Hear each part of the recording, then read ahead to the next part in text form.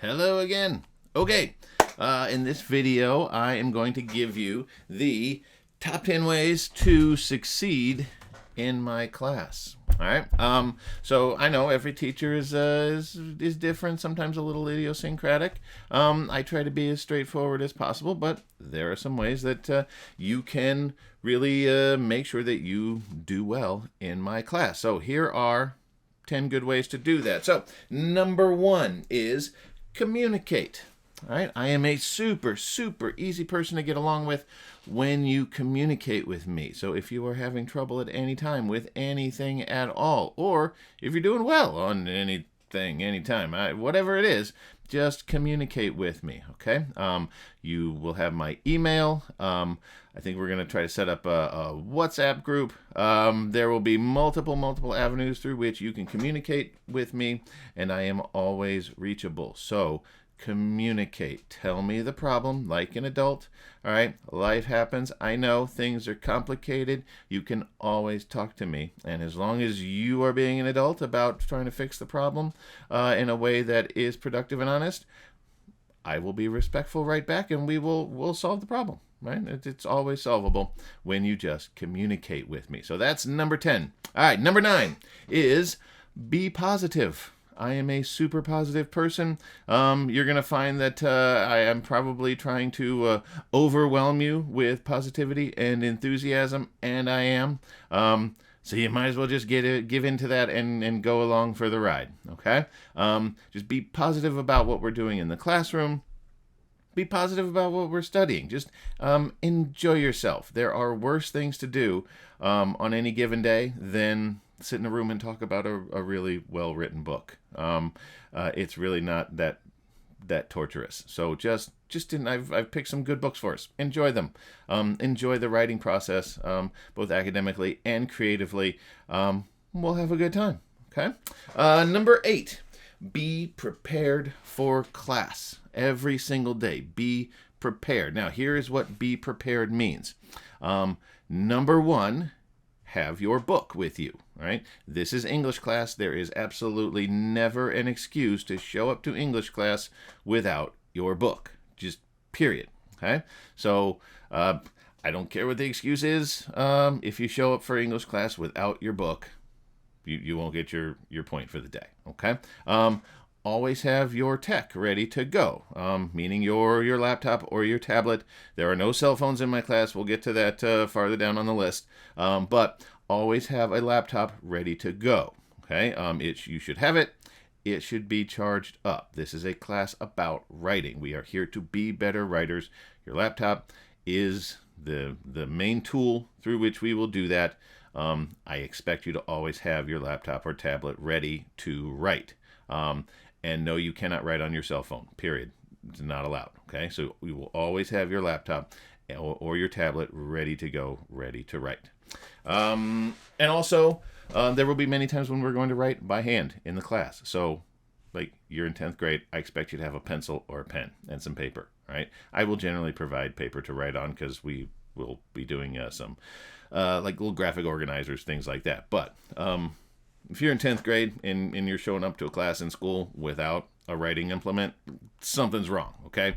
Always have something to write with. So your book, your tech, and something to write with, that is what it means to be prepared for class, okay? In addition to whatever's due that day. Okay, number 7. Be present mentally. What I mean by that is I expect you to actually participate in class. I expect you to participate in the discussions.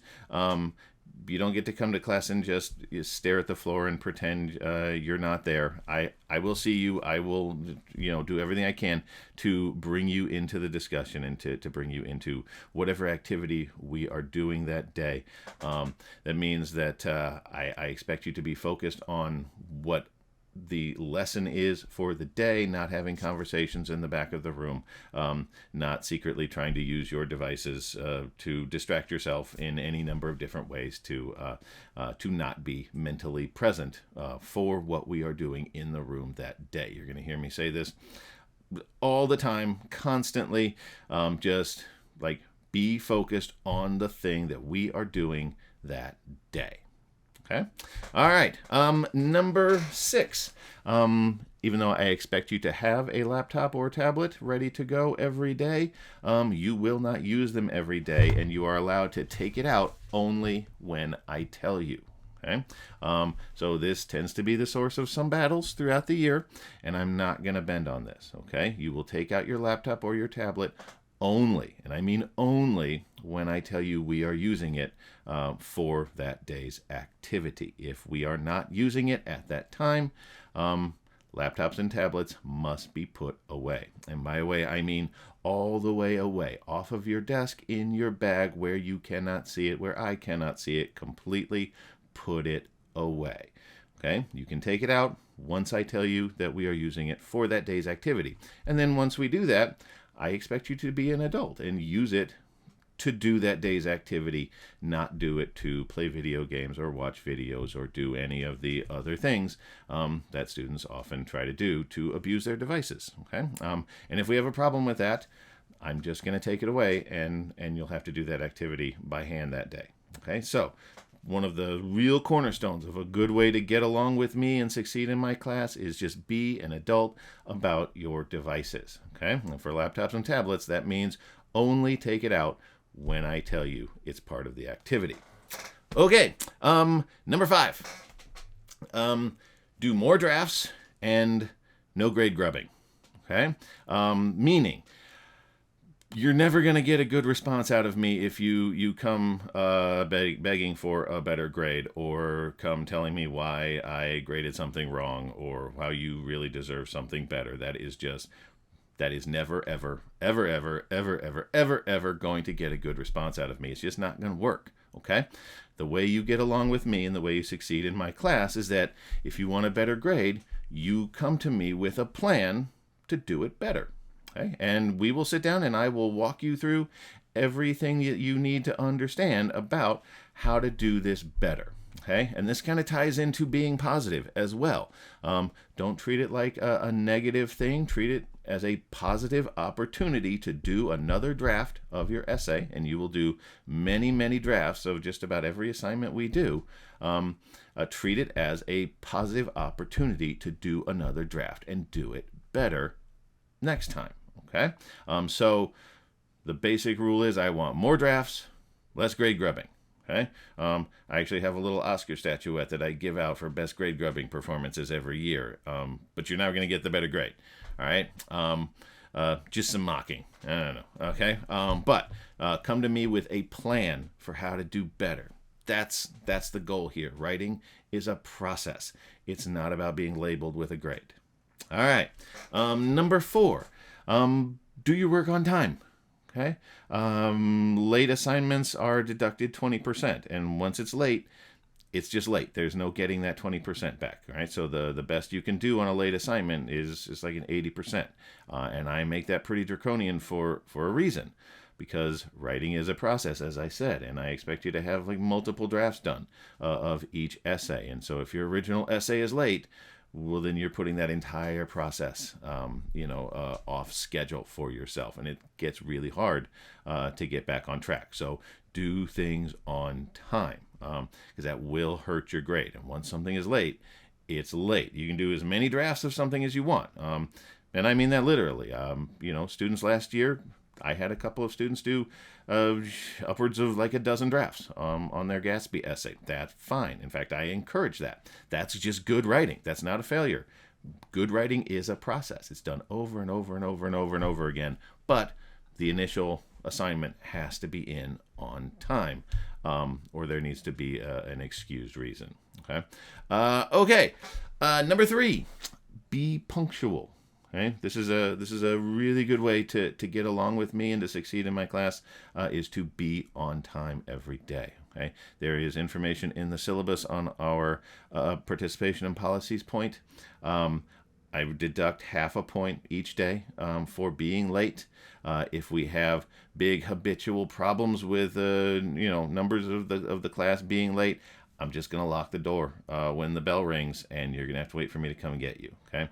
I'm not joking about being on time. You must be on time or those half points are going to stack up, and it's going to hurt your grade. And I don't want your grade to suffer from that. Okay, but it is really essential for everyone to be on time, and to be in class prepared and ready to go, so that we can get through that day's material. Okay. All right, we're getting down to the last two here. This should be like super exciting stuff here. All right, number 2 is actually do the reading. That seems like it should be a no-brainer for an English class, but I know this is hard, and many of you have a pretty adversarial relationship with reading, because it hurts your brain sometimes. Okay, but it is English class, and I expect you to do the reading. All right. And here's a little secret about me. Something I'll share in the other video about myself. I'm dyslexic myself. I have a very hard time reading, and I read and write for a living. Okay, so I know how difficult it can be to have to sit down every night and do some assigned reading.